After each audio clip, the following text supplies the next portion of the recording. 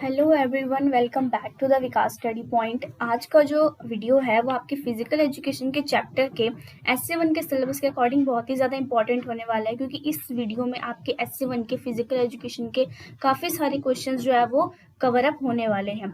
इसमें एक स्पेशलिटी ये है कि आपके एक क्वेश्चन में एक से ज़्यादा क्वेश्चंस बनने वाले हैं। इट मीन्स कि जो एग्जामिनर है वो आपको पर क्वेश्चन, जो कि मैंने यहाँ पर आपको लिख कर दिया है, उसको डिफरेंट वे में भी आपको रिप्रेजेंट कर सकते हैं, जिसका आंसर जो है वो इन्हीं में से कुछ चेंज करके जो है वो आप लिख सकते हैं। हम यहाँ पे वीडियो स्टार्ट करते हैं, आप धीरे धीरे समझ जाएंगे। आइए हम फर्स्ट क्वेश्चन से स्टार्ट करते हैं। अक्षमता की परिभाषा लिखें व उसके प्रकार बताएं। सो फॉर एग्जाम्पल, अगर यही क्वेश्चन हम ले लेते हैं तो एग्जामिनर जो है वो आपको इसको 2 वेज में जो है प्रेजेंट कर सकते हैं। कितने वेज में? 2 वेज में। कैसे?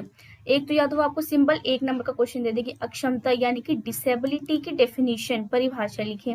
ओके, या फिर दूसरा क्वेश्चन आपको डिफरेंट ये दे सकते हैं कि अक्षमता व उसके प्रकार बताएं। ये क्वेश्चन अगर हम देखें तो 1 नंबर आपको मिलता है परिभाषा के लिए। प्रकार पे डिपेंड करता है कि वो आपको 2 से 3 नंबर का भी दे सकते हैं। तो कुल मिला के क्वेश्चन जो आपका 3 से 4 नंबर का भी जो है वो बन सकता है। ओके, सो हम यहीं से स्टार्ट करते हैं। अक्षमता की परिभाषा लिखे व उसके प्रकार बताएं। Define, right the definition of disability and it's type. अक्षमता अर्थात क्षमता की कमी, जैसे कि हमें वर्ड से ही पता चल रहा है, जो व्यक्ति की कार्यशीलता, कार्यशीलता मीन्स उसके काम करने की क्षमता या कार्य क्षमता, जिसका सेम ही मीनिंग है।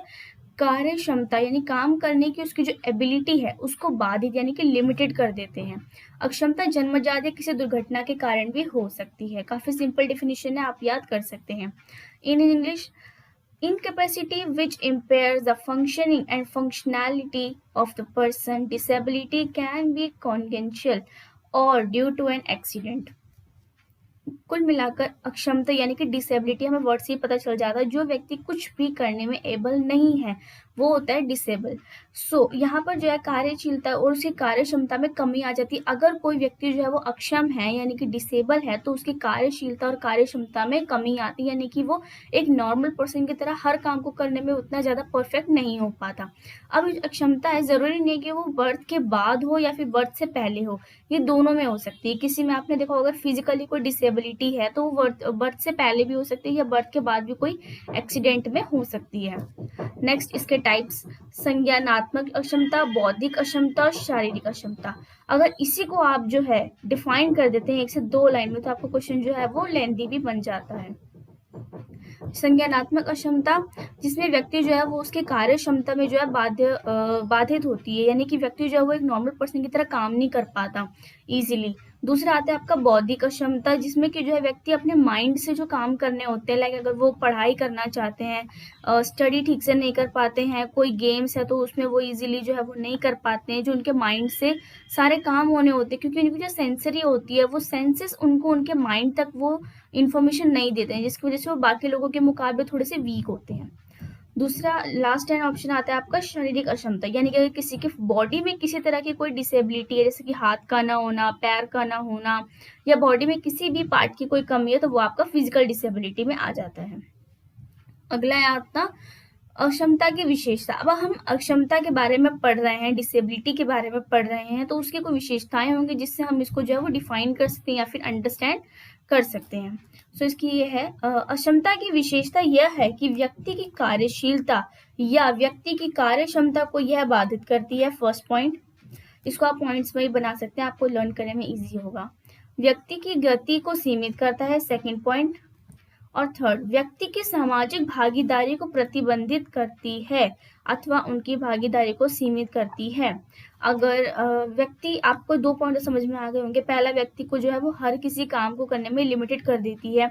दूसरा, उसके काम करने की क्षमता को यानी उसकी गति को भी ये लिमिटेड कर देती है। तीसरा, व्यक्ति सामाजिक यानी कि वो ज्यादातर अपने लोगों से बात करने में झिझकते हैं, या फिर वो सामाजिक रूप से उतने ज्यादा खुले नहीं होते, या फिर वो हर तरीके की कह सकते हैं हम व्यक्तिगत जो भी एक्टिविटीज होती हैं उनमें जो है वो भाग नहीं ले पाते हैं। इंग्लिश में, the characteristic of disability is that it impairs the person's functioning or the person's ability to work, limits the movement of the individual, the social participation of individual, restricts or limits their participation. Next हम चलते हैं। Next question है आपका विकार। अब एक नया word यहाँ पर आता है आपका विकार, जिसे हम इंग्लिश में बोलते हैं डिसऑर्डर। सो अगला वर्ड आता है आपको यहाँ विकार, जिसका अर्थ आपको बताना है इस क्वेश्चन में, और उसके प्रकार यानी कि विभिन्न विकारों के बारे में बताना। अब यहाँ पर विभिन्न विकार क्या है कि डिसऑर्डर जो है वो आपकी बॉडी में कितने टाइप्स के हो सकते हैं। ठीक है, इसकी डेफिनेशन है, विकार को किसी व्यक्ति के सामान्य कामकाज को ना कर पाने के रूप में परिभाषित किया जाता है। ये भी उसी तरीके से होता है, इसमें भी जो है व्यक्ति की कार्य क्षमता और कार्यशीलता जो होती है वो बाधित होती है। वो सामान्य कामकाज को भी कर पाने में जो होते हैं वो उतने सक्षम नहीं हो पाते हैं, अक्षम रह जाते हैं। विकार एक रोग है जो व्यक्ति के प्रदर्शन व उसके दैनिक कार्य करने की क्षमता को बाधित करते हैं। यदि समय पर इसे पहचान कर इसका उपचार न किया जाए तो बाद में यह एक गंभीर समस्या बन जाता है। तो क्यों ऐसा बोला जाता है कि अगर बच्चे में किसी तरह की कोई प्रॉब्लम है तो अगर बर्थ से पहले मतलब कि या फिर जो है वो चाइल्डहुड में ही देख ली जाए तो उसका जो है इलाज करना ईजी हो जाता है। इसलिए बोला जाता है कि समय रहते अगर बच्चे की कोई प्रॉब्लम है तो टाइम पर पता लग जाता है, वो बाहर से ठीक करना जो होता है वो easy होता है। Disorder is defined as a person's inability to perform normal functions. Disorder is a disease that affects a person's performance and ability to perform daily task. मतलब इसमें जो होता है व्यक्ति डेली टास्क भी होते हैं, जैसे कि अपने आप से खाना खाना, अपने आप से पानी पीना या अपने आप को जो है मेंटेन रखना, वो भी व्यक्ति जो है वो नहीं कर पाता। उसके लिए उसे किसी थर्ड पर्सन की जरूरत होती है। If it's not recognised and treated on time then it can become a serious problem later. अब विकारों के टाइप्स ऑफ डिसऑर्डर्स। अवधान ये जो है आपके 5 टाइप्स के ही हैं। ओके, अगर किसी की बुक में कम ज्यादा है तो वो टेंशन ना लें, क्योंकि ये जो है ये पॉइंट्स आपके सब में आने, ये हो सकता है कि वो किसी 2 पॉइंट को मिलाकर किसी एक में मिक्सअप कर दें या फिर उनको तोड़कर आपको सेपरेट भी दे दें, लेकिन आने आपके यही 5 है, जो कि है आपके अवधान न्यूनता अतिक्रिया विकार, इसे इंग्लिश में कहते हैं attention deficient hyper active disorder, ADHD। दूसरा है आपको संवेदी प्रक्रमण विकार, इसमें आपको नेम से पता चल जाएगा सेंसरी प्रोसेसिंग डिसऑर्डर, यानी सेंसेस जो हैं उनका प्रोसेस होने में किसी प्रकार का डिसऑर्डर है तो उसे हम बोलते हैं SPD। थर्ड आता है आपका आत्म केंद्रित स्पेक्ट्रम विकार, ऑस्टिन स्पेक्ट्रम डिसऑर्डर, ASD। फिर आपका प्रतिरोधक विद्रोही विकार, ओपोजिशनल डिफेंट डिसऑर्डर, ODD। और लास्ट है मनोग्रसित बाध्य विकार, ऑब्सेसिव कंपल्सिव डिसऑर्डर, OCD। इनको जो है हम अगले क्वेश्चन में आगे अच्छे से डिटेल में पढ़ेंगे। नेक्स्ट क्वेश्चन पर आ जाते हैं, अक्षमता शिष्टाचार का अर्थ समझाइए। Explain the meaning of incomplete etiquettes. अक्षम व्यक्ति के साथ सामान्य व्यक्ति की तरह ही व्यवहार करना चाहिए। अगर कोई व्यक्ति जो है वो अक्षम है या डिसेबल है तो उसके साथ भी आपको किस तरह से डील करनी है वो एक डिफरेंट प्रोसेस होता है, जिसको आपको समझना चाहिए, जिसे हम हिंदी में बोलते हैं शिष्टाचार और इंग्लिश में बोलते हैं हम एटिक्वेट। तो वो बेसिकली होता क्या है, अक्षम व्यक्ति के साथ सामान्य व्यक्ति की तरह ही आपको बात करना चाहिए। Treating a disable person like a normal person, आपको उन्हें ऐसा अलग से फील नहीं कराना चाहिए कि आप हम में से अलग हैं, उन्हें आपको एक नॉर्मल पर्सन की तरह ही ट्रीट करना चाहिए। नेक्स्ट आता है आपका बौद्धिक अक्षमता के विषय में आप क्या जानते हैं, ये आपका एक और क्वेश्चन बन जाता है। What do you know about intellectual disability? यह एक प्रकार का मानसिक विकलांगता है। यह व्यक्ति के मस्तिष्क द्वारा की जाने वाली क्रियाओं को बाधित करती है, साथ ही उनकी कार्य क्षमता में बाधा उत्पन्न करती है। C, डिसेबिलिटी चाहे किसी भी तरह की हो, वो आपके परफॉर्मेंस में जो है वो लिमिट्स बना ही देगी और आपको जो है वो लिमिटेड कर देगी।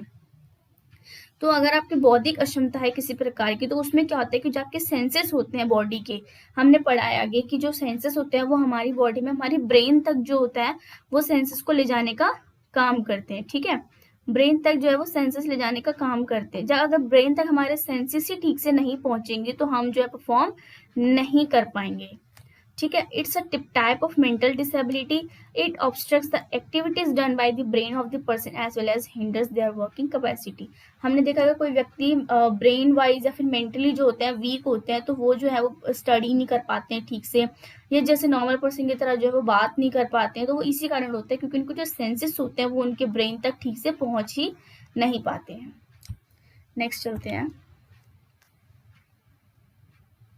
यहाँ से जो आपके लॉन्ग आंसर टाइप स्टार्ट हो जाते हैं क्वेश्चंस। अक्षमता शिष्टाचार की किन्हीं 3 बातों की व्याख्या कीजिए या फिर अक्षमता शिष्टाचारों की व्याख्या करें। Explain any 3 things of incomplete etiquette या फिर एक्सप्लेन इनकम्प्लीट, एडिक्वेट। मैंने इसमें जो आपके सारे पॉइंट्स तो लिख दिए हैं, और इसमें से आपको जितने पॉइंट्स याद हुए वो आप कर सकते हैं। अगर आपको इसमें 3 आते तो आप 3 लिख सकते हैं, 2 आते तो 2 लिख सकते हैं, जैसे भी आपको एग्जाम में पूछा जाए आप इसमें से लिख सकते हैं। मैंने इसमें कुछ एक्स्ट्रा पॉइंट्स ऐड करते हैं, इन्हें पढ़ लेते हैं। विकलांग व्यक्ति से बात करते समय साइन भाषा की अपेक्षा उससे व्यक्ति से सीधे बात करनी चाहिए। एटिक्वेट से जो अभी लास्ट टाइम हमने लास्ट क्वेश्चन में पढ़ा वो सिर्फ एक लाइन का था, यहाँ पर जो है आपको डिटेल में दिया गया है। When talking to a disabled person, एक डिसेबल्ड पर्सन से टॉक यानी कि बात करते वक्त आपको जो है वो उसे डायरेक्टली बात करनी चाहिए, रैदर कि आप उसे यूज करें साइन लैंग्वेज का। जब भी आप अपने समूह में किसी अक्षम व्यक्ति के बारे में बात करें तो समूह में व्यक्ति का परिचय सबसे कराएं। Whenever you talk about a disabled person in a group, introduce that person to the group. यदि परिवार में कोई अक्षम व्यक्ति है तो उसे जरूरी निर्णयों पर राय ले, वो उसका सम्मान करें। If there is a disabled person in the family, then take their opinion and important decision and respect them. तब तक किसी अक्षम व्यक्ति की सहायता न करें जब तक कि वे खुद उस सहायता को स्वीकार न कर लें। Don't help a disabled person until they themselves have expected their help.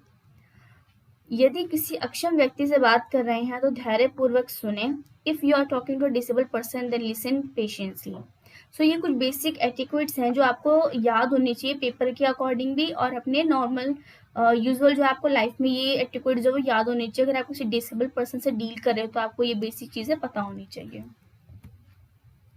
Next आता है आपका विशेष आवश्यकता वाले बच्चों पर व्यायाम का क्या लाभ होता है। ये काफ़ी इंपॉर्टेंट क्वेश्चन आता है आपका एग्जाम में कि जो CWS चाइल्ड होते हैं स्पेशल नीड वाले, उनके ऊपर जो है वो योगा यानी कि एक्सरसाइज का क्या इफेक्ट होता है, तो वो हम पढ़ लेते हैं।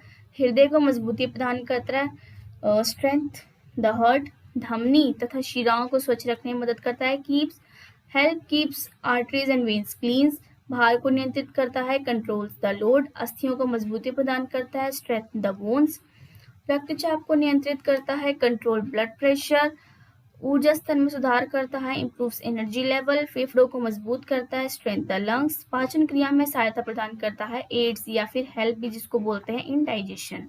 सो ये पॉइंट जो है वो आपको याद करने होंगे कि एक अगर डिसेबल पर्सन जो है, अगर वो या फिर स्पेशल नीड वाले जो पर्सन है, अगर वो योगा करते हैं या किसी तरह की एक्सरसाइज करते हैं तो उनके ऊपर जो है वो क्या उनकी बॉडी पर इफेक्ट पड़ता है। नेक्स्ट आता है आपका लॉन्ग आंसर में अक्षमता के कारणों की व्याख्या करें। ये भी काफ़ी ज़्यादा इंपॉर्टेंट क्वेश्चन है एग्जाम के पॉइंट ऑफ व्यू से कि आपके जो है कॉजेज आते हैं कि डिसेबिलिटी तो हम पढ़ चुके हैं लेकिन उसके कॉजेज क्या हैं, क्योंकि जब तक हमें उसके कॉजेज पता नहीं होंगे हम उसे रोक नहीं पाएंगे। तो हमें जो है उसके कॉजेज भी पता होने चाहिए। इसके जो बेसिक कॉजेज होते हैं वो होते हैं जेनेटिक कॉज, अनुवांशिक कारण। यदि माता पिता या परिवार में से किसी सदस्य को हो तो ये पॉसिबिलिटी होती है कि उनकी आने वाली जनरेशन को भी वो प्रॉब्लम हो। If it is so, the parents or any family member or their future generation also. तेजी से बदलते पर्यावरण, जैसा कि हम देख रहे हैं कि रैपिडली चेंजिंग इन्वायरमेंट हो रहा है हमारे इन्वायरमेंट में। तेजी से बदलते पर्यावरण के कारण होने वाली बीमारियां जो बाद में अक्षमता का रूप ले लेती हैं। Diseases caused by rapidly changing environment which takes later a form of disability. प्रदूषण तथा मिलावट, जैसे कि हमें हमेशा बोला जाता है कि बोला क्या जाता है ही हमारी जो एयर है, जो हमारी सांस लेने वाली हवा है वो बहुत ज़्यादा पोल्यूटेड है, प्लस जो हम खा रहे हैं वो भी उतना ज़्यादा प्योर नहीं है। तो सांस लेने योग्य हवा में प्रदूषण की मात्रा का ज़्यादा होना, high levels of pollution in the breathable air. Next point है आधुनिक जीवन शैली, मॉडर्न लाइफस्टाइल। आधुनिक तरीकों से जीने की होड़ में जीवन शैली को नुकसान पहुंचा रहे हैं हम सभी। Harmful lifestyle in competition to live in modern ways. खान पान की बदलती आदतें, खाने पीने की चीज़ों में मिलावटी चीज़ें खाना। लाइक बच्चे जो है वो आजकल यूथ जो है टीनेजर जो वो जंक फूड को ज़्यादा प्रेफर करते हैं रैदर देन कि वो होममेड फूड खाएं। सो वो भी जो है आपकी हमारी बॉडी को, हम पता है बट फिर भी हम लोग उसको खाते हैं, बट ये हमारी बॉडी को बहुत ज़्यादा अफेक्ट करता है। गर्भवती महिला द्वारा किसी प्रकार के नशीले पदार्थ का सेवन करना। यदि माता ने गर्भावस्था के दौरान किसी प्रकार के नशे का सेवन किया है तो यह बच्चे के स्वास्थ्य पर बुरा असर डाल सकता है। Consumption of any kind of intoxicant by the pregnant woman. If the mother consumes any kind of intoxicant during pregnancy then it affects health of the child badly. यानी कि अगर किसी को प्रेग्नेंट लेडी है, अगर उन्होंने किसी प्रकार के टॉक्सिन्स का जो है वो कंजप्शन किया है, तो ये पॉसिबिलिटी बहुत ज़्यादा है क्योंकि जो आने वाली जनरेशन होगी उस बेबी को भी जो है किसी प्रकार की डिसेबिलिटी हो। नेक्स्ट है व्यायाम जैसी अच्छी आदतों को छोड़ना। ये बहुत ही ज़्यादा इंपॉर्टेंट पॉइंट बन जाता है। क्वाइटिंग, क्योंकि आज की जो भारतीय दौड़ती जिंदगी है उसमें व्यायाम जैसी आदतों को छोड़ रहे हैं, जिसके बाद हमें इसके बुरे परिणाम देखने को मिल रहे हैं। Quitting good habits like exercise in the fast place life, giving up habits like exercise which have a bad consequence later. Next question, next आता है आपको यहाँ पर कि विकार के कारणों की व्याख्या करें, किन्हीं दो विकारों के कारणों की व्याख्या करें। ये दो क्वेश्चन आपके यहाँ पर बन जाते हैं और फिर डिफरेंट वेज में जो है वो बन सकते हैं। ड्यू टू फॉलोइंग डिसऑर्डर्स, निम्नलिखित विकार के कारण है। जेनेटिक कॉज, इसमें भी जो विकार के कारण, डिसेबिलिटी के कारण जो आप देखेंगे काफी ज्यादा सिमिलर हैं। सो अगर आप चाहें तो इनमें से कुछ को याद कर सकते हैं। फर्स्ट है आपका इसमें जेनेटिक कॉज, अनुवांशिक कारण। सेम वही कि यदि परिवार के किसी सदस्य को है तो हो संभावना है कि उनकी आने वाली भावी पीढ़ी को भी वही रोग हो। फिर शारीरिक गठन, physical formation. A person with a weak or lean, thin body is more likely to have mental status or personal disease.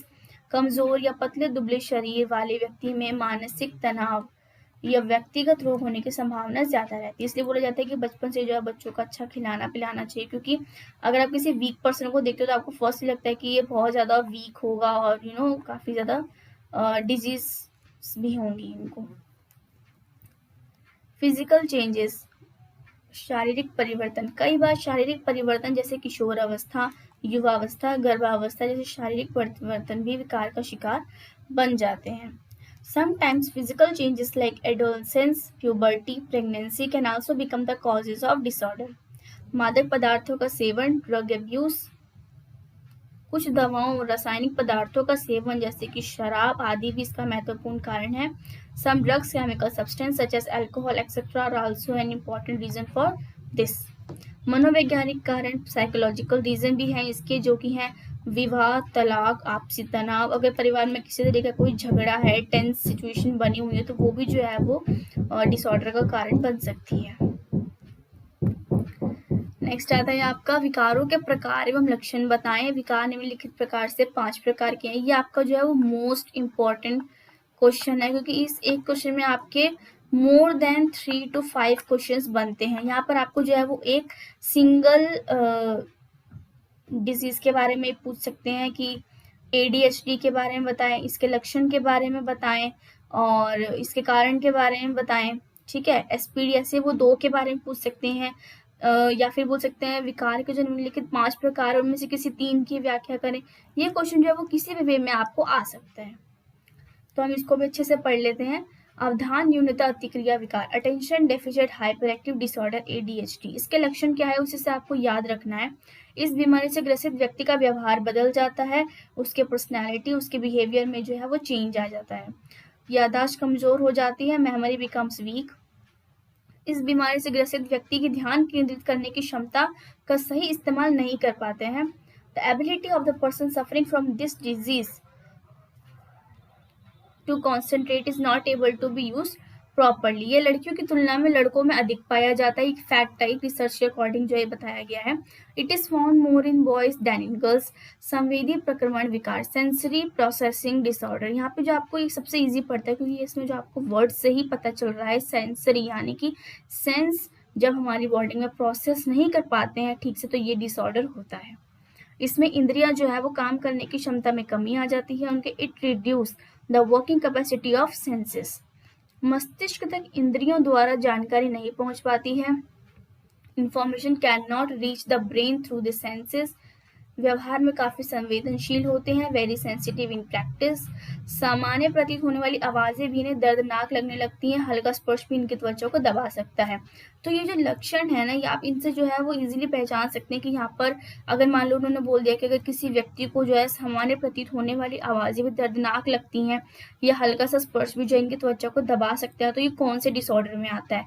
तो आपको ये पता होना चाहिए, आपको लक्षण याद होंगे तभी आप बता सकते हो कि ये जो है सेंसरी प्रोसेसिंग डिसऑर्डर यानी कि संवेदी प्रक्रमण विकार में आता है, क्योंकि ये इसी के लक्षण है।